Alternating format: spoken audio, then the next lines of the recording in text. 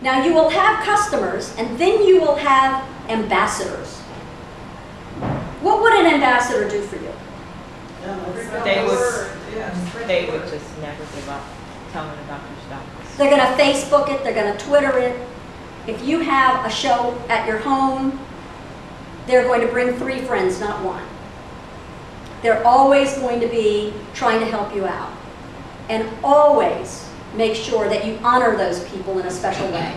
One of the things I suggest that people do at an art fair when someone comes up to buy something is to say, have you purchased from me before? It doesn't matter if this is your first art fair in the world. Say, you know, I think you purchased from me before, have you? And if they say no, that's just fine. Then you can say, well, I want to put you on my collector's list. Would that be a good idea? Then you can get an invitation to my home, my open house, or my gallery openings. And if they say yes, I purchased from you before, well, then you just go into it deeper, thicker, and say, oh, you're one of my collectors, you know.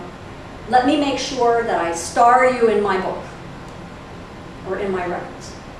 Because every customer you have is somewhere on a spectrum from being mildly curious about your work to outrageously enthusiastic about your work.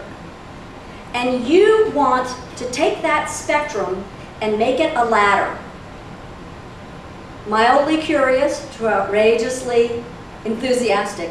And you want to set for yourself ways that you can take those people up each step of the ladder. Anytime you have a customer with a problem, that is a better customer than one without a problem. The customer without a problem, you don't know about. The customer with a problem, you've had an opportunity to correct a problem, to fix a clasp, to polish it up, to take a scratch out, to change a stone, whatever it is. That is a more prized customer than a regular customer that just came and bought something and disappears. Okay? Because it strengthens your relationship. Look for those opportunities to strengthen a relationship with a customer. And write them down. When you have someone buying your work, especially a multi-buyer, you want to know where they are. Because one day you want them to say, you know, I've convinced 3 friends to buy your work. You know, do you know Joanne Smith? I told her to come to your booth and buy your work. You know, those kinds of people are really important to your business. You get 5 or 6 of those people, and they can do a lot for your career. They really can. They can tell a newspaper editor about you. They can tell friends about you. They may have a kid in a private school, and the private school's having a special evening event, and you're the only jeweler that's invited to do that. You never know what that could be.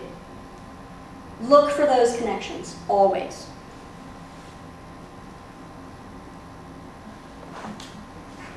Know what other artists those collectors buy from.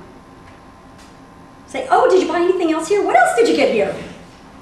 Get into that conversation because you want to know what their styles are and you want to know what other artists at that show just might have a complementary customer base. It might be a glassblower, it might be a potter, it might be a woodworker. You don't know. But a customer that buys a huge Mikotowski jewelry box just might be your customer too. So find out what other things your customers are buying. Also find out what shops they like to shop in. What stores.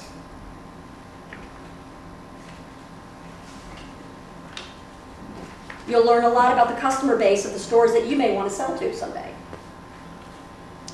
Okay, now we're going to move from who's your customer on to what does your favorite gallery, your number 1 gallery look like. There are so many different types of galleries. How many different galleries have you been in? Tons and tons and tons. One of the styles that's become really wonderful and is generally something that younger buyers create is the arts and craft movement of the turn of the century style.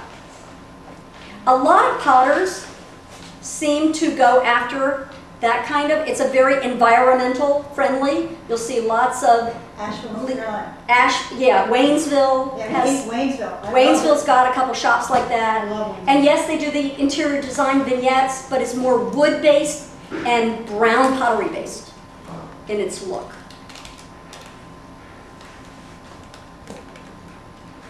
Then you have the jewelry store that's caught right now in a horrible transition phase. What do I do? What do I do? I'm competing against QVC and 14 other jewelry stores in town. I need to be different. I need my customers to come in when they don't just need a solitaire diamond or an anniversary present, okay? That store is adding glass and wood and becoming a craft gallery in its own way as well. They're selling something other than Pandora beads because they're scared that someday people are going to have too many Pandora beads, which they will very soon, and they're going to need the next thing in the world to come along. Framing stores are having a horrible time right now because Michaels and Joann's are taking all of their business and doing it all at 1/3 the price. So framing stores are now looking at what can I carry, what can I put in my window that is not framing. I have to move from just 2D artwork. I can sell some local 2D originals or prints or whatever, but I also have to move in this other direction of 3-dimensional artwork. And they are doing that. 30, 40 years ago, we had so many different types of independent family-owned businesses. Remember the stationery store that was owned by a local family? Down. Before Staples and Office Depot? Think of all the other categories of shops that used to be, that aren't anymore. Right. And gift shops used to be independent. Now, if you have the Hallmark brand, you must carry Hallmark gifts as well. You can't carry a lot of craft work. Your store has to be formatted in the Hallmark franchise.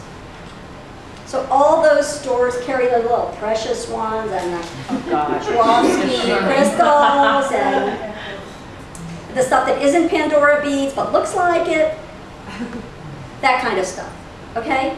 So you need to really decide what kinds of stores your work is going to sell at and identify them. And you can look at galleries now on the web, which is really wonderful.